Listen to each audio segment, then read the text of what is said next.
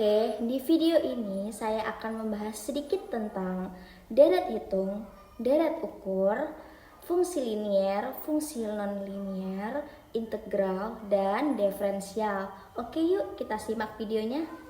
Oke, sebelum kita memahami apa itu deret ukur dan apa itu deret hitung, kita awalnya harus memahami apa itu deret.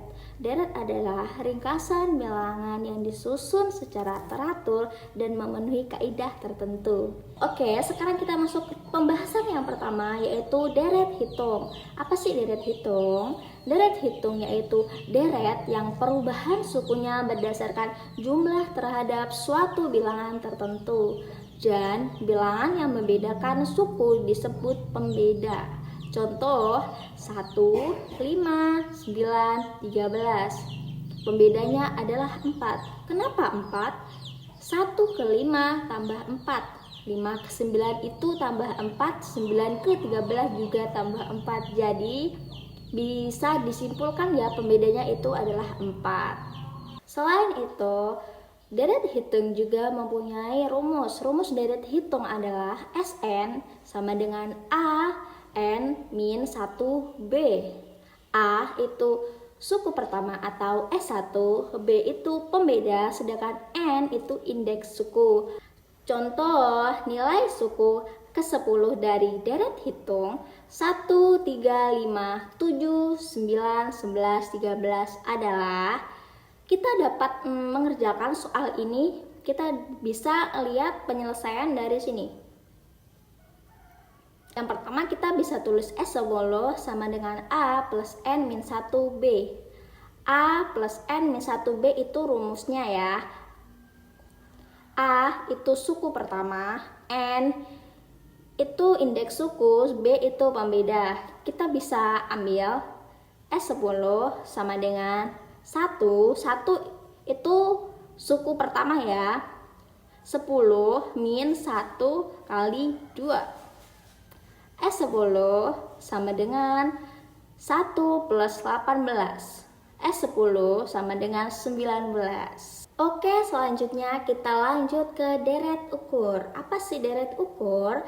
Deret ukur adalah deret yang perubahan sukunya berdasarkan perkalian terhadap sebuah bilangan tertentu.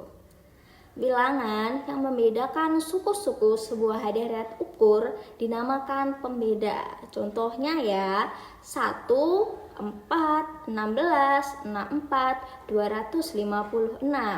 Itu pembedanya 4. Kenapa 4?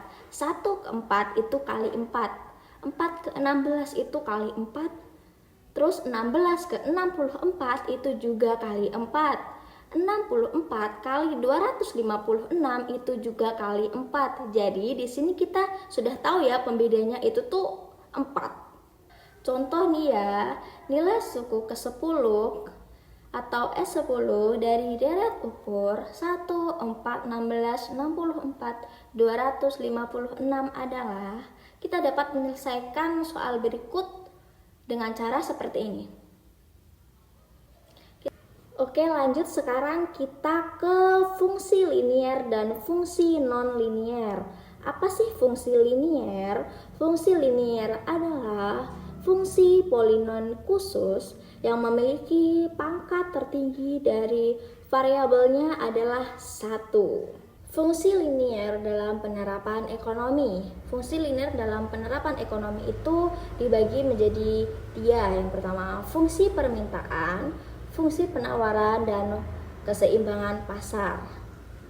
Apa sih itu fungsi permintaan? Fungsi permintaan itu menggabungkan antara variabel harga dan variabel jumlah barang atau jasa yang diminta. Sedangkan fungsi penawaran itu menghubungkan antara variabel harga dan variabel jumlah barang atau jasa yang ditawarkan. Nah, sedangkan untuk keseimbangan pasar adalah suatu macam barang dikatakan berbeda dalam keseimbangan apabila jumlah barang yang diminta pasar tersebut sama dengan jumlah barang yang ditawarkan.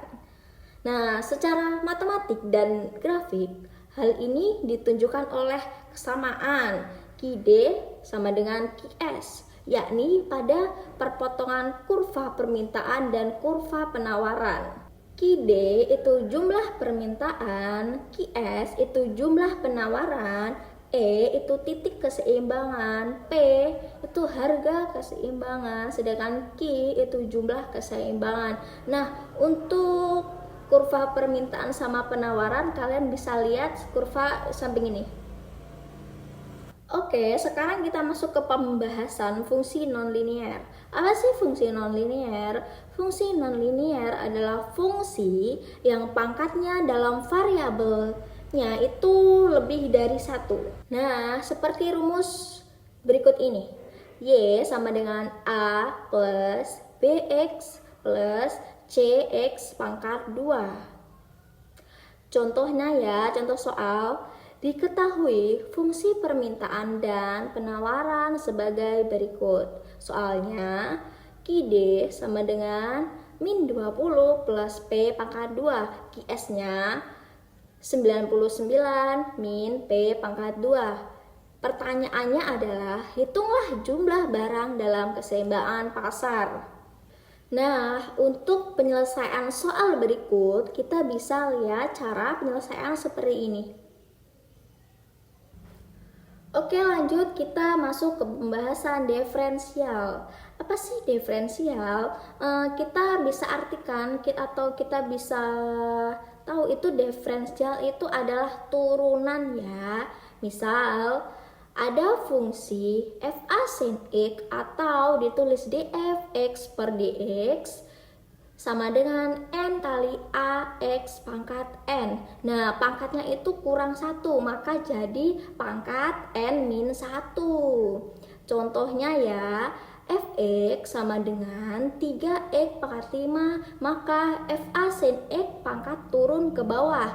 Fa sin x 5 dikali 3 per pangkat 4, pangkatnya berkurang 1 menjadi 4. Jadi sama dengan 15x pangkat 4. Oke, sekarang kita lanjut lagi ke integral. Integral itu ada dua macam, yaitu integral tak tentu dan integral tertentu. Nah, integral tak tentu itu kebijakan dari diferensial, yakni suatu konsep yang berhubungan dengan proses penemuan suatu fungsi asal apabila turunan dari fungsinya diketahui.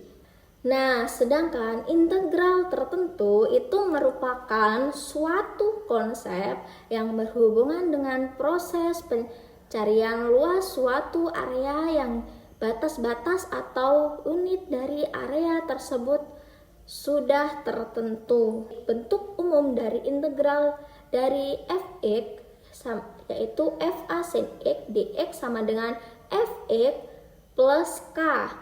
K adalah konstanta yang nilainya tak tentu. Fx disebut integral, sedangkan dx disebut diferensial. Suatu fungsi dilambangkan dengan fx dan fungsi turunannya dilambangkan dengan fa sin x, maka fungsi asal fx sama dengan x pangkat 2 plus 5. Fungsi turunannya fx sama dengan dx fx per dx sama dengan 2x.